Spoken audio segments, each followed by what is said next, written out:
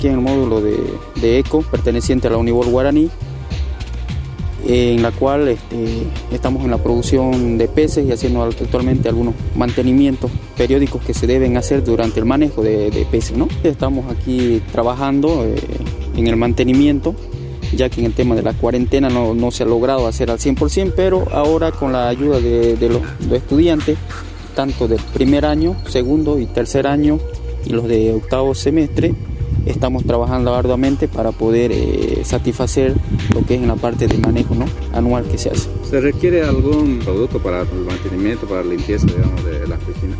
Sí, justamente el producto más común que utilizamos en la región es la cal, la cual nos ayuda a nosotros a desinfectar cada uno de los estanques antes de ser sembrados y antes de ser fertilizados, ¿no? Esta cal es muy utilizada en el tema acuícola, ¿no? Mi nombre es Pedro Federico Chorén, yo soy de la Nación Bésoro y estamos en noveno semestre.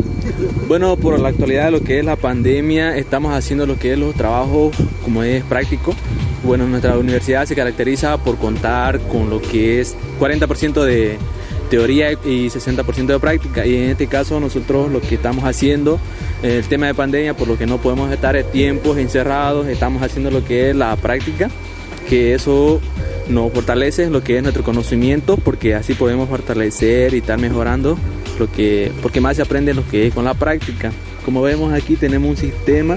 Nuestro objetivo de nuestra carrera es tecnificarnos nuestra producción y así tener mejores conocimientos. Como podemos observar en la parte de allá hay un tanque, eso va a servir como funcionamiento de filtro, el cual de acá va a empezar a recircular hacia allá, que podemos ver está en armación. La parte de acá los tubos van conectados van a ir con el tanque de acá, el cual va a recircular, es como un filtro el cual se va a ocupar para que haya una recirculación en todo lo que son los previos de este lado y de este lado. Y como podemos ver también hacia allá, parte de los estanques ahorita están en caleación para desinfectar también, que se ha sacado recientemente los peces. Este es un tema que nosotros llamamos que es la sanidad, el cual hacemos para tratar de evitar posibles enfermedades con el recambio de agua que se va a hacer.